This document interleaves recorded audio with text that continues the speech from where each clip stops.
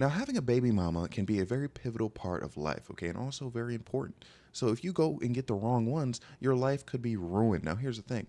Having the right baby mama doesn't just mean having good baby mamas. It's very important that you have bad baby mamas, okay? They help facilitate your striving for greatness. If a bunch of your baby mamas are just being nice to you all the time, you're never actually going to succeed, okay? Like, have you really stepped foot in life without a crazy baby mama? Now, that being said, I haven't quite stepped into life either because, to my knowledge, I don't have a baby mama yet. All right, it hasn't happened, and I may never be a baby mama guy. Okay, however, I'm still a baby mama expert. Okay, I'm gonna give you my resources. For one, I've engaged in romantic activity and relationships with many a baby mama, so I know exactly the role they play in their baby daddy's lives. There was a lot of tea to come from the baby mamas, okay, telling me about the baby daddy, tell me stuff about them, tell me about their relationship as it currently stood. Not that it mattered because I was like, what do you think I'm gonna do here? Anyways, my point. That's not my point. My point is the baby daddy baby mama relationship, very important. That is not the only expertise I have, okay? Also, my father abandoned me and has 4 baby mama. Which, by the way, I just want to say, I always think it's very funny when people insult me and are like, your father abandoned you. And I'm like, I know, I was there. Like, it's not news to me. That's what people don't understand. Like, I'm genuinely a very sensitive guy. Like, people could hurt my feelings, but I'm also very good at processing things. So it's like, if you insult me by saying something that I already know, I'm not going to care. You got to introduce some new stimuli to really get me going. You got to tell me something I've never heard before that's going to be hard for me to cope with. But then sometimes if I've never heard something before, I kind of just like won't believe it. Anyways, my dad, his 4 baby mamas. I've seen kind of how he maneuvers these situations. Other than just abandoning me, I know he had different situations with his other kids, their mothers, and seeing his mistakes and his achievements and seeing other men, in my life who I've known have baby mamas. And again, the baby mamas themselves.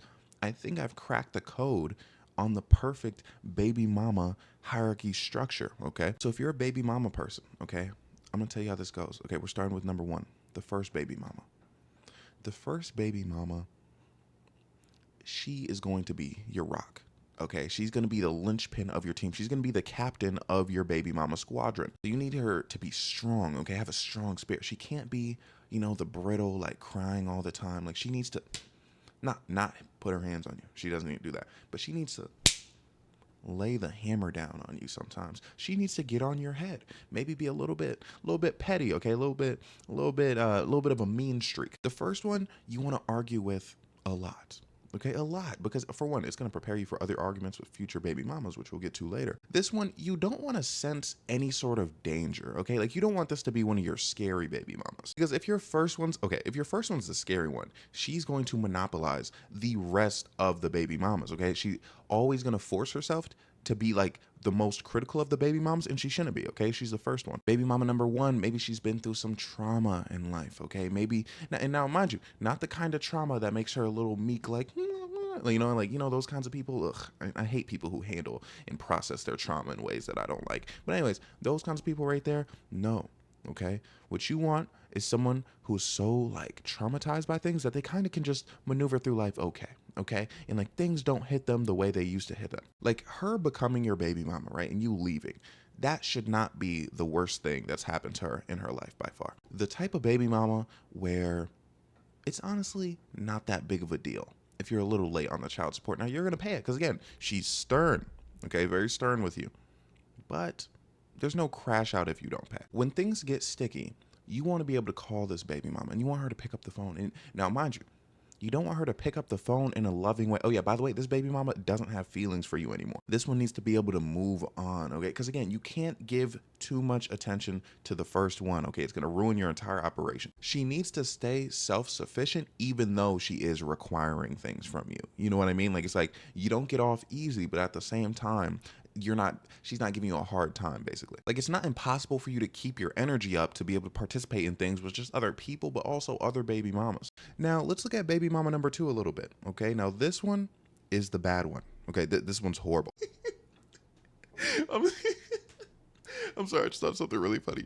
I remember I had this teacher in elementary school, right? It was high school. That's what made it worse. So basically, it was like this computer science class, but it was kind of like English, okay? We're doing like some HTML stuff, and basically he was like, okay, so here's how you do like the body paragraph, like the meat and potatoes of what you're gonna be doing, and we're like, okay, like we're listening, and he's like, okay, this is how you do like the header, the caption, this is how you do the font. And he's like, okay, now this is what you would put, like, here's examples of what you would put inside the body, right? Which is, more so like the meat and potatoes of what you're doing. He said it a second time, okay, mind you. And then the third time, he was recapping, he was going through everything again.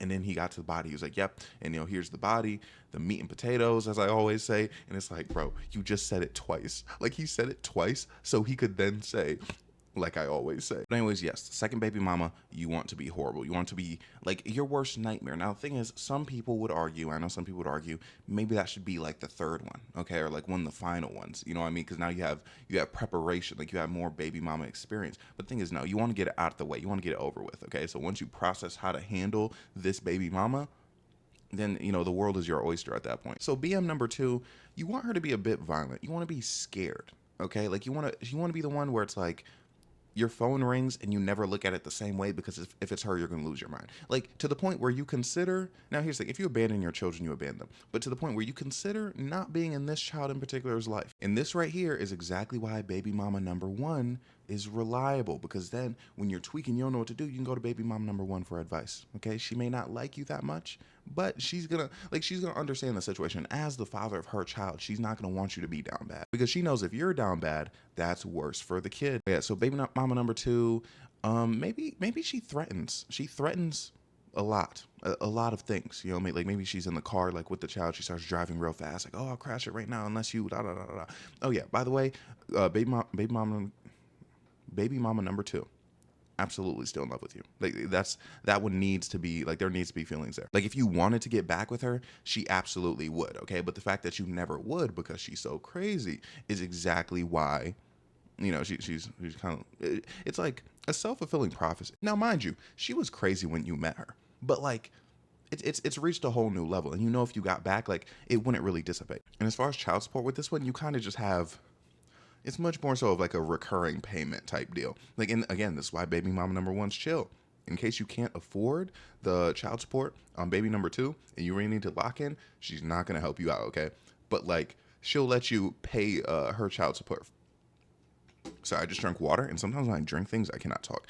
But like, she'll let you pay baby mama 2 before you pay her, right? Because again, you're the father of her child. She wants you to overall be okay. Like, do you see how the setup is it's already coming together? Okay, it's already a thing. But yes, baby mother number 2, she'll pull up like at all hours of the night.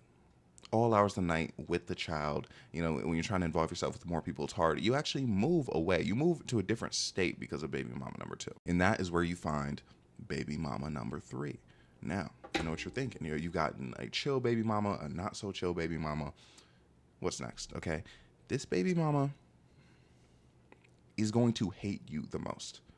Not necessarily crazy, not necessarily ridiculous, but they are going to prey on your downfall. Like, I, in particularly, knew a baby mama. She would send her baby daddy voicemails, and she would say things like, I can't wait to see you one day at the side of the highway living in a box. Like this, like when I tell you, your biggest hater of all time should be baby mama number 3. Because yes, baby mama number 2 is crazy. Like, she's scary, like she's doing a bunch of stuff, but she doesn't like hate you when it comes down to it, okay? Like, 'cause she just wants you so bad. Baby mama number 3 literally hates your guts, preying on your downfall. Is cordial for the sake of the kid, but like literally, like if you passed away, they'd be like, and here's the thing, and this is why I put baby mama 3 where she is. If you got the hater before the really crazy one, you would think the hater was the worst thing ever. It would really bother you deep down. Like, man, I can't believe, like, she really like wants bad things to happen to me. I can't believe, like, we have a child together and she hates me so much. You would think that was the worst thing ever. But after dealing with crazy baby mama, scary one, where you're like, bro, should I worry for my life? Should I worry for my kid's life? It's not really anything. It's like, man, this hate, I gotta take it and persevere. She becomes a motivating factor even though she doesn't want to be, okay? You never really see her anymore. Like, it becomes the point where you can't exchange like the kids.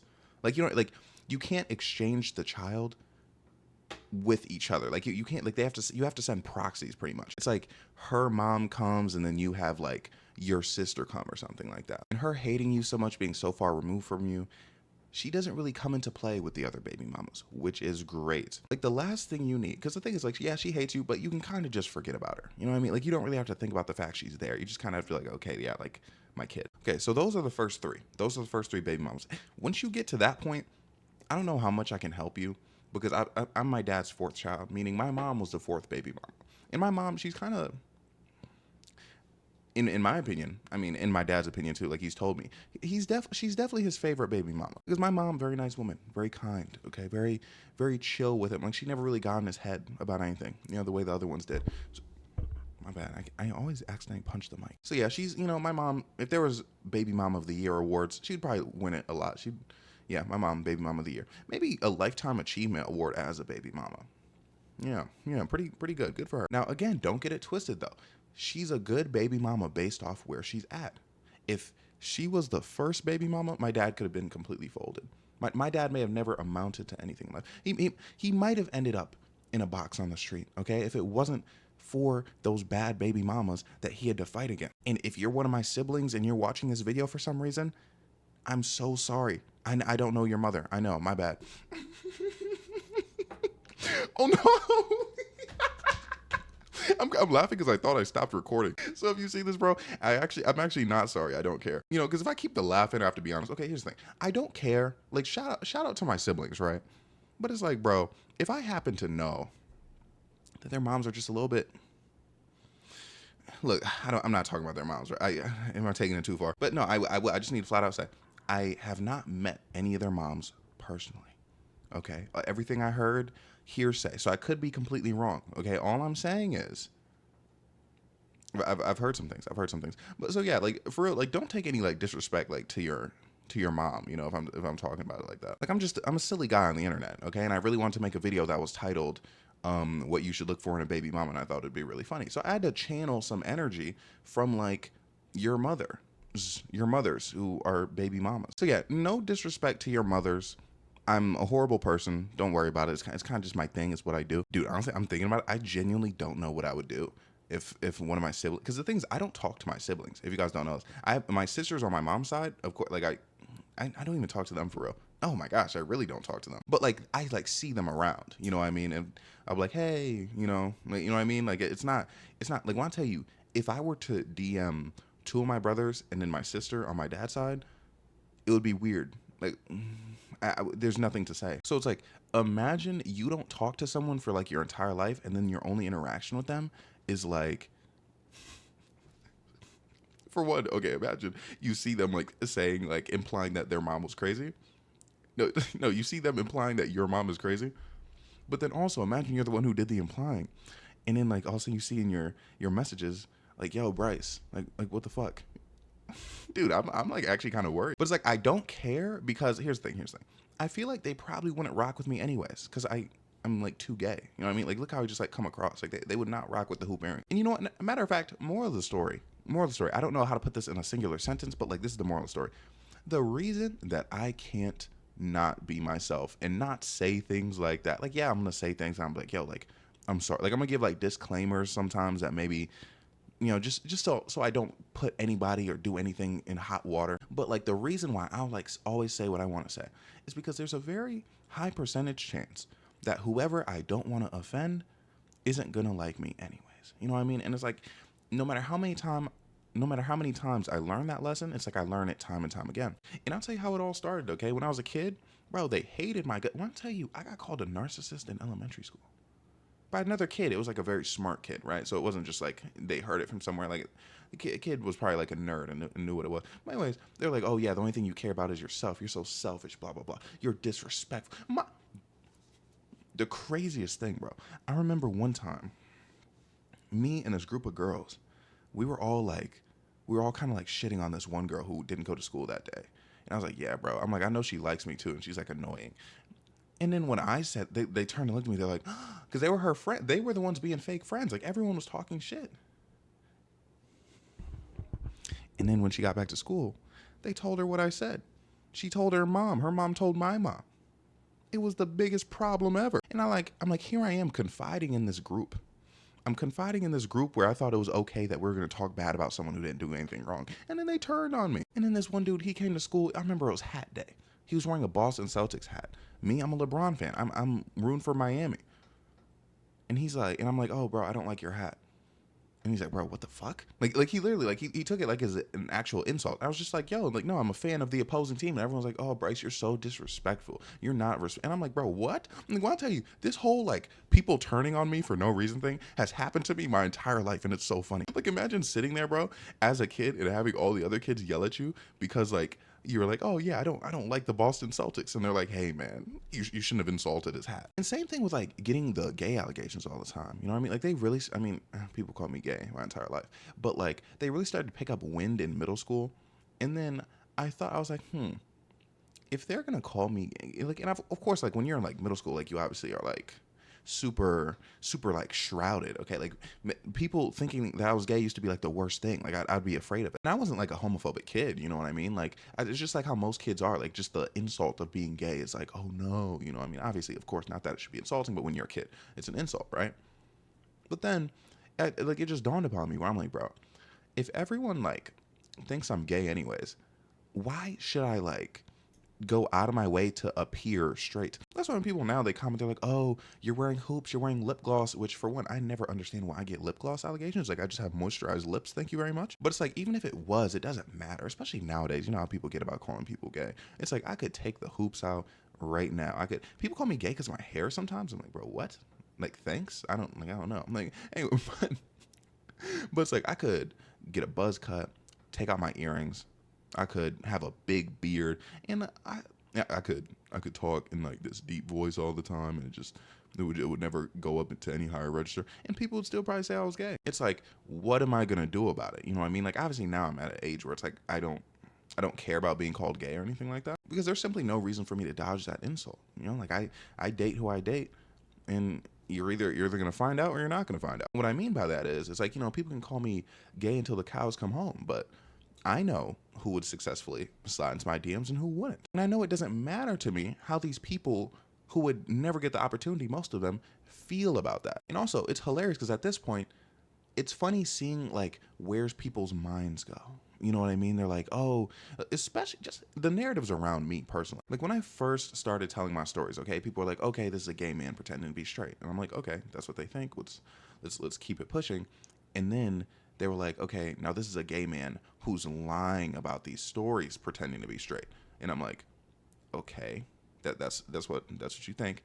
But then that like they'll still be mad about the story. And like it's funny because people will like accuse me of like lying and like everything. They're like, oh yeah, you just make all those up, blah blah blah, you just have an active imagination. But then it's like when they remember me for something they didn't like, they're not like, oh, you're the guy who made up those stories. No, they're like, you're the guy who did this thing that you said in the story that you did. So it's like, do you believe me or not? And then when people are like, oh, like he's just very obviously gay, like clearly, you know what I mean? Like, or people like, oh yeah, like I thought you were gay when I first saw you, but then still feel the need to point it out because it's like, bro, if I'm just clearly openly gay, don't you think I would know? See, that just like, I love when things tie together. Just like what I said at the beginning of the video about my father abandoning me, and how when people use it as an insult, I don't care because it's like, I know, like it's not new. I feel the exact same way about being gay because they call me gay and I'm like, okay, but like, don't, like, let's say I'm gay. Don't you think I would know? Like how is this supposed to hit? Especially considering my response to the gay allegations have always been, well, maybe. Oh, what do you think? What do you think? Like, you think they would just understand that it just doesn't hit. But again, it's like my point. It's like no matter what I do, people are going to think I'm gay. They're going to think I'm not gay. Like, bro, when I tell you the craziest thing, I know I mentioned on here before, but the craziest allegation I've got is that I'm a straight man pretending to be gay in order to make gay people look bad and make women hate gay people. And I'm like, bro, like I got accused of being like a psyop. And I'm like, bro, I'm a person. You know what I mean? Like, that's why I don't, like, you know, like those like tinfoil hat people, like, I've seen someone say like Sexy Red isn't even like that. Like that's not her personality. Like she's just like that to make black women look bad. And I'm like, what are you talking about? Like what do you, like, what are we doing? Like saying someone, like imagine, because I don't know how old Sexy Red is, but she's not that old, right? I mean, she's pretty young, I'd probably say. In the situation with me and Sexy Red, you really think they got these young people to dedicate their lives to being something they're not in order to spread hate for the thing they're not? Do you know how committed? Do you have any idea how committed I would have to be from such a young age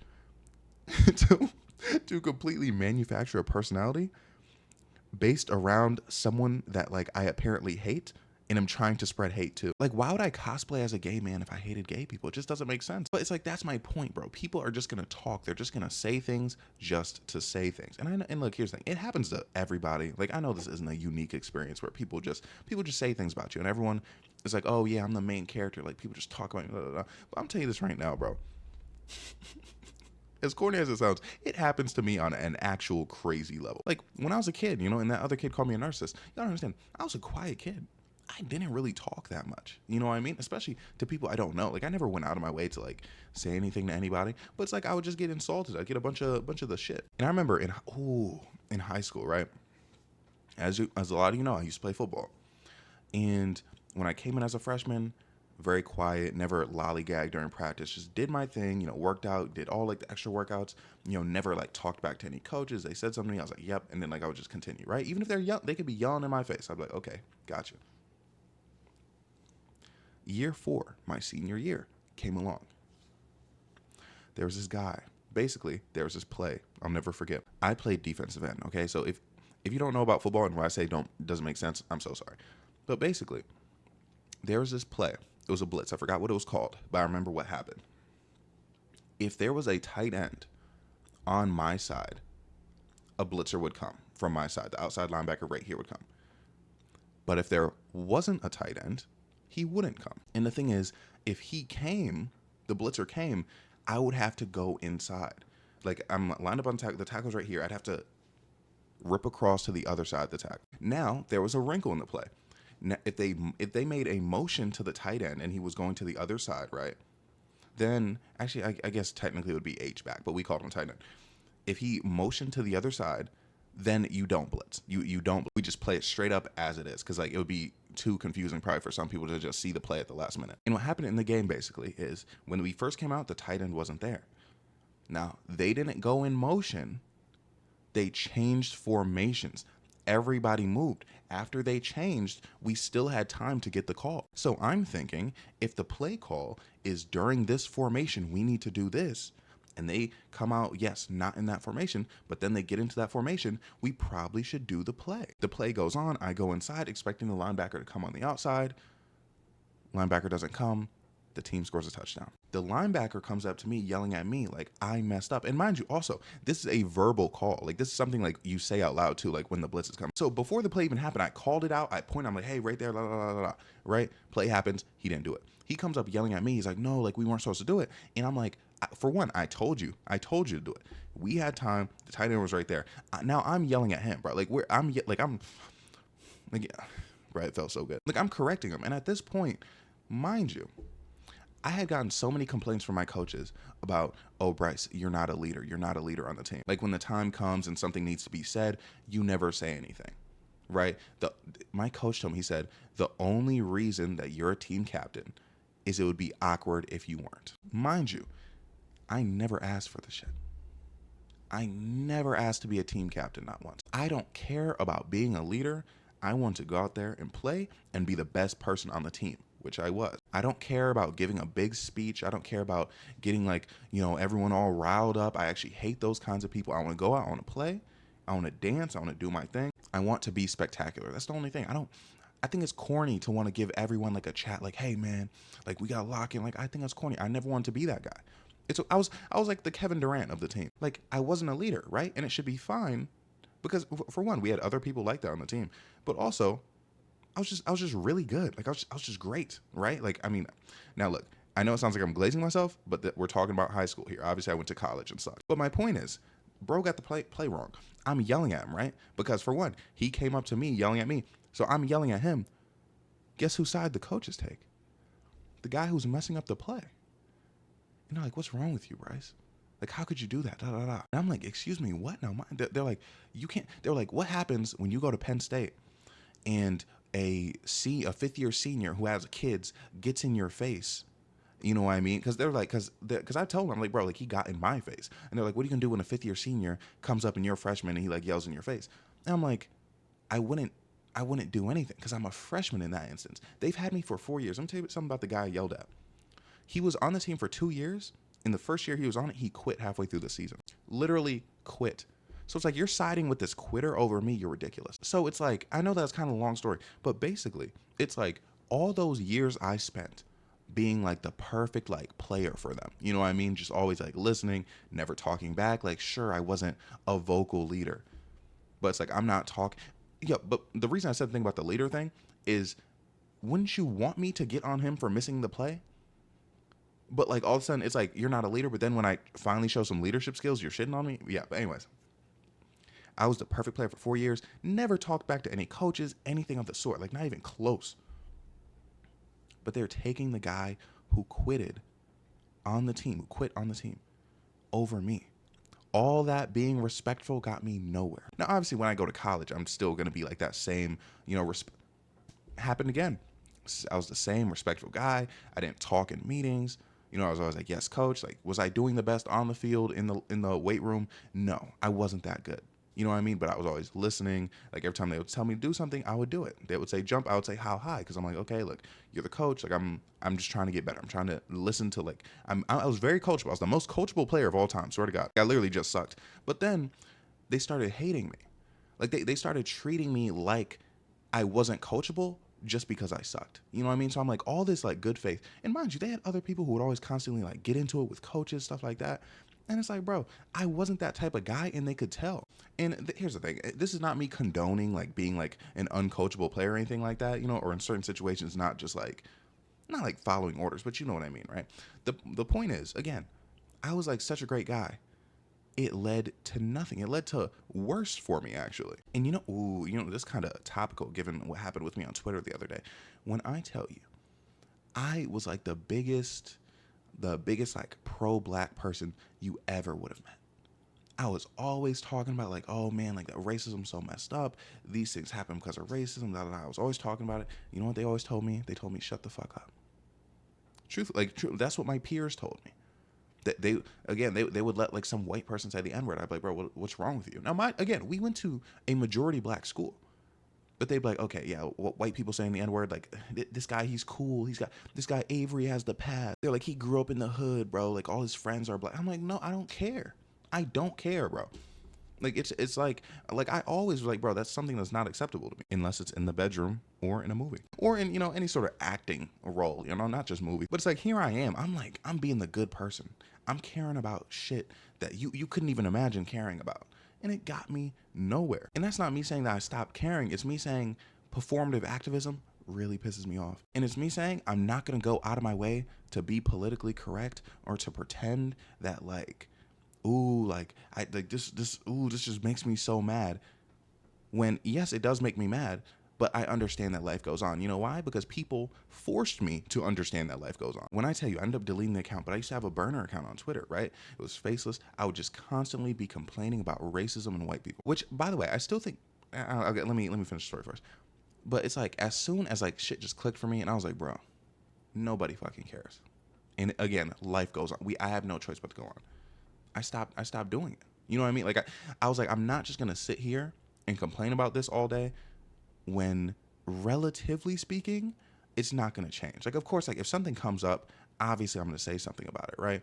But I'm not going to be that guy who constantly talks about it. Now, mind you, I think people who do that are very important, and I think they should exist. However, it's not going to be me. It's like my beliefs are the same, but I feel like none of these people deserve to be conversed with, okay? I actually posted something on Twitter the other day because, in case you didn't see, is that yesterday? Yeah, it was definitely yesterday.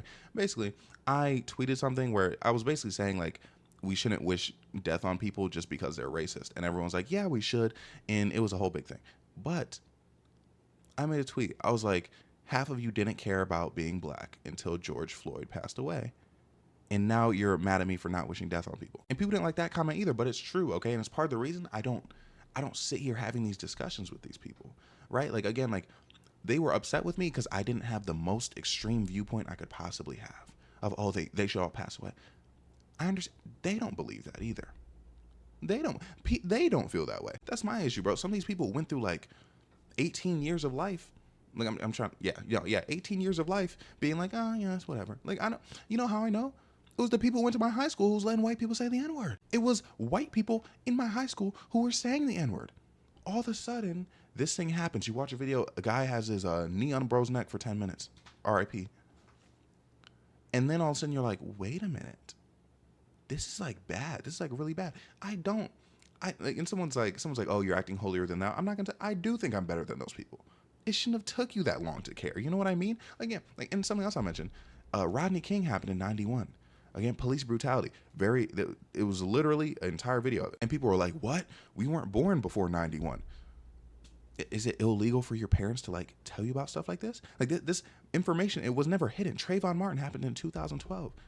I was 10. Like you think, can you not, just because you're like 10, you can't process like what this means, what the implications are? And you know a big thing with the George Floyd thing, I feel like a lot more people pretended to care about it because we had nothing else to do.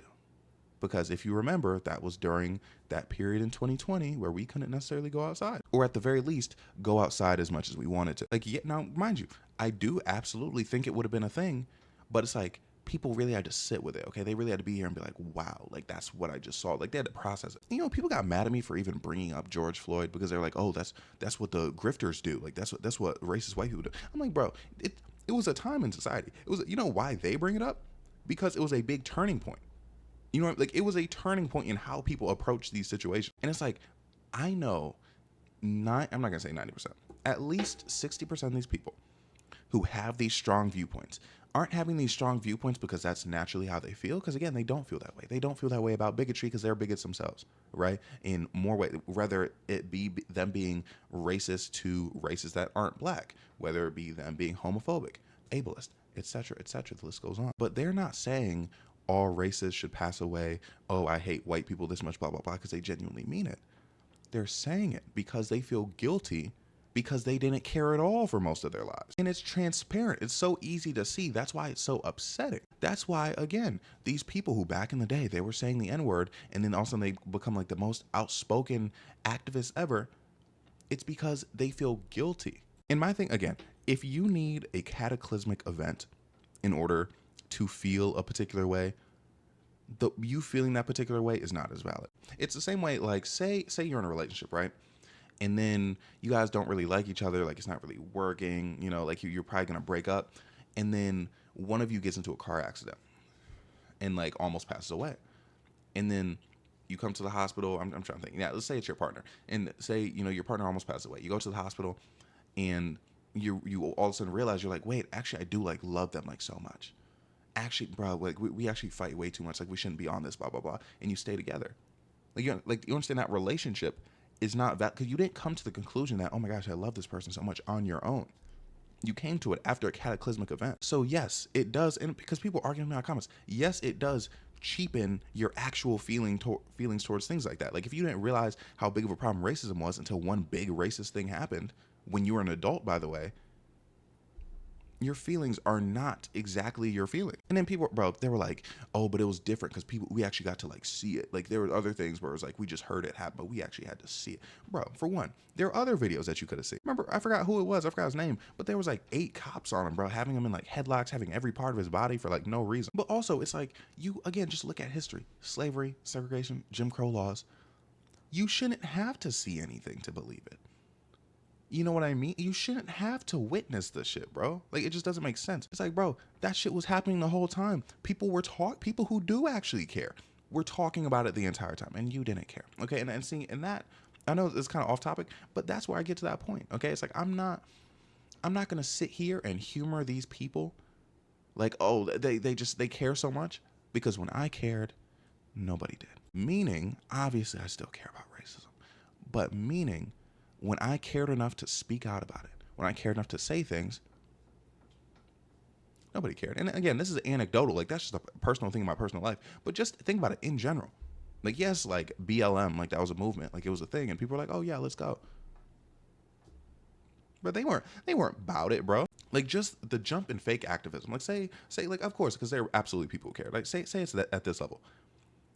After, like, that cataclysmic event, please. Like, you know what I mean? Like, it just went through the roof. So it's just fake, and none of these people admit it. Like, none of these people are like, oh yeah, like I didn't really care before that. But it's like, we know, because again, the popularity of it completely shifted. And it's ass because it's like, here I am getting Candace Owens allegations, for pointing shit out. There's so many people who are insecure in not only their personhood, but also their blackness, where it's like they feel like if they don't hate racism as much as they quote unquote should, then like they're not black anymore. You know what I mean? Or they're just the worst side of the black community. So that's why, bro, this whole like all racists should die, all bigots should die thing, which again, they say bigots, but they just mean racist white people. That's all they mean. Or racist people of other races as well. But it only affecting black people. That's what they mean. It bothers me because I know they don't believe it.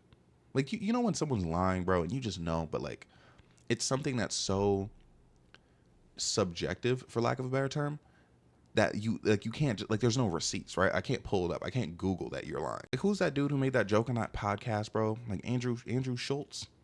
Was that, yeah, like Schultz, is that how you pronounce it? Anyway, bro. Again, people do like, bro, if you really wanted all racists to die, when someone did something racist, there wouldn't just be think pieces, oh, like we hate people like this, blah, blah, blah, blah, blah. You would be wishing more death. And of course, I'm sure he did get death threats. But my point is, if push came to shove and they saw him in a dark alleyway, they had weaponry, he didn't, I doubt most people are pulling that trigger. And as a matter of fact, there's plenty of people who wouldn't even put hands on him. People who wouldn't slap him.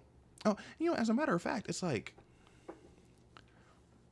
I'm trying to think if this is true. I feel like there's also an element, like say like a black man gets called the N-word, right? By a white woman, and he like knocks her out. I don't think all these people would even be on board with that. Like I feel, especially if you put like actual faces to this, like bro, it's just nonsense, okay? And I have so much to say about it because I recorded the video for it, but then like the situation, it like continued more than I thought it was going to. But like this all does kind of factor into the point. Like my point is, again, my take of not all racists deserve to pass away, that's not a ridiculous take, okay? And a lot of you echoed that sentiment in the last video. But my point is, the fact that like me saying that caused such a big stir, like see, when I say the theory gets proven right time and time again, the fact that me saying that caused such a big stir goes to show that when I'm thinking about saying something that's a bit controversial, when I'm like, ooh, is this like too edgy? I just gotta go for it, because I'll have the most mild mannered takes of all time, and they complete blow up. Like that one time I was like, oh yeah, you know, I was graped. You know what I mean? I was like, yeah, that happened, and it turned into some whole big controversy. So it's like if I get in trouble for that, right? And then I want to make a video titled "Manipulation Tactics to Use on Healed Individuals" because I think that would be funny. What's stopping me?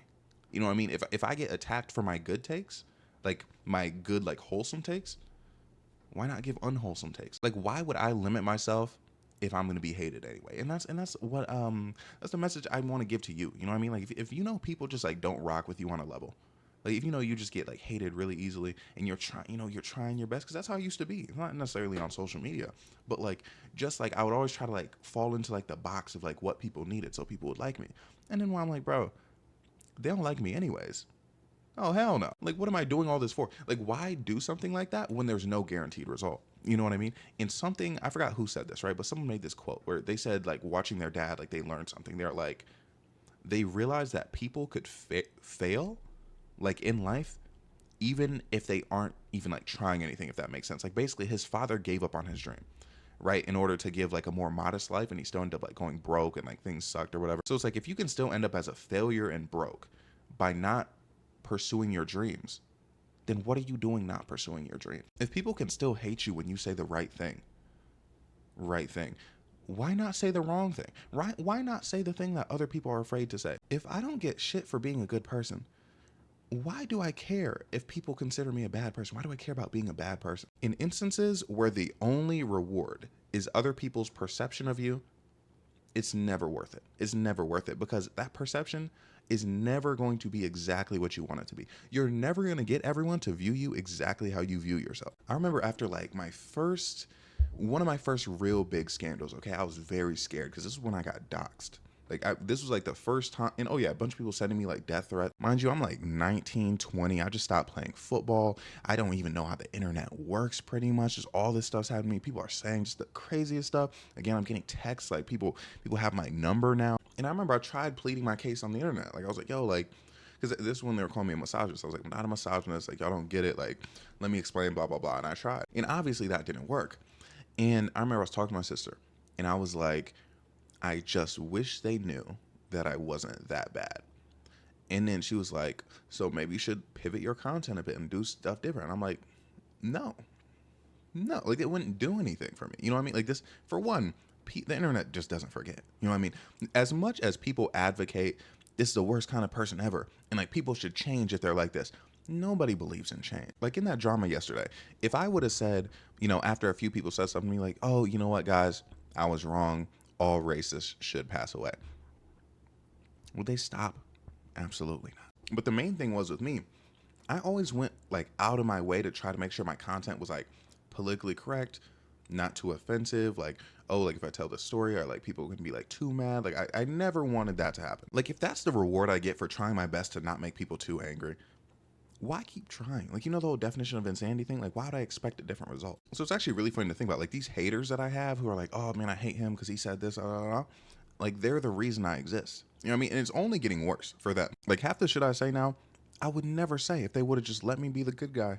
Let me let me be the hero. Let me fly the cape. Now don't get it twisted. I was always a bit, I don't know how to explain. Like obviously my content has always been me being like a bad person. So it's like there was that level of where I'm like, okay, you know what? I'm just gonna be a bad person. People think I'm a bad person anyways, which not going out of my way to be a bad person, just like doing what I want. You know what I mean? Doing what comes natural, which is bad personhood. But obviously when it came to internet perception, I cared. Like I wanted to be like, oh yeah, like, I'm like, I may be a bad, like just like me in real life. Like I'm a bad person, but like I still have like, like morals. I mean, I still have some form of compass. But when that didn't work, it's like, okay, now I just simply don't really care. And that's what puts me in my most authentic state. Okay. So it's like when people rock with something I'm saying, like it hits different because I know I'm being true to me, which is a million times better than not only people rocking with what you say when you're not being true to you, but it's like 10 trillion times better than people not rocking with what you say when you don't even mean it. Something I always think to myself is they hated Jesus. And he was like, just like, I don't know, I think he was like supposed to be like the best guy ever or something. They hated him, hated his guts. So it's like, if they hated Jesus, nobody's safe. And by the way, there's someone who's in the YouTube comments lately has been like pointing out like similarities I have with Jesus. And I just want to say, I like that. Yeah, keep doing that. He's feeding it. He's feeding the God complex. But are you guys understanding the moral of the story? Like, people are gonna hate you no matter who you are. So like be who you are, you know what I mean? Like it simply is what it is. And I've known people who have masked entirely who they are so everyone would like them. That takes a toll. It takes a toll eventually, and eventually the mask is gonna fall, and then you're gonna be like the worst. And what you don't want is a fall from grace. Okay, as people have this image of you in in their minds, and then all of a sudden you let that down. They're like, oh no, like this guy or gal, like they suck. Like me, for instance, I'm a horrible person from the jump, and it only gets better from here. Like the way I work, everything good I say and do will be a pleasant surprise, and everything bad I say, people are like, oh, it's just him. Like, oh shit. The funniest comments is they're like, bro, it's always this guy. And I'm like, yeah, it is always me. You know what I mean? So if I mention something about my siblings' mom being crazy, it is what it is, bro. Because when I say also, there are times, bro, where I've completely like hinged my words and like manipulated them so things would not come off a certain way. And so I'm like, okay, yeah, I'd be safe. Sometimes it just doesn't work. So it's like I just say what I want. Like I remember I was doing a video about a person and I was like, okay, there's no way they're gonna be mad about this. Like I did everything I could for them to not be mad about it. And they were mad about it. So it's like, bro, there's no winning. Like of course, obviously sometimes like I'll catch myself. Like again, like I tried to be like, hey, I don't know your mom, which again, I don't know their mom. So I was like, oh yeah, like I'm sorry if it comes off that way. But in all actuality, like when I remind myself, it's like, bro, I can say anything up here. Like for real. Hey, look, if I get nailed to the cross for keeping it a buck,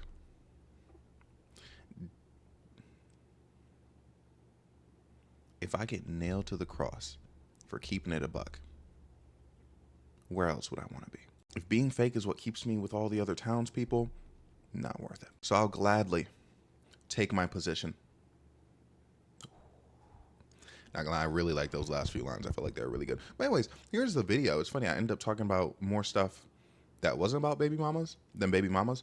But the headline of the video is still gonna be the same because I think that's hilarious. In state of affairs, again, running late today. I slept in, unfortunately. So there's not too much to say there, but again, I'm getting the daily post up. But yeah, thanks for watching. Like, comment, and subscribe. Everything I have to say, I'm so sorry. And I love you. I love you. Have a good one. Have a good day, night,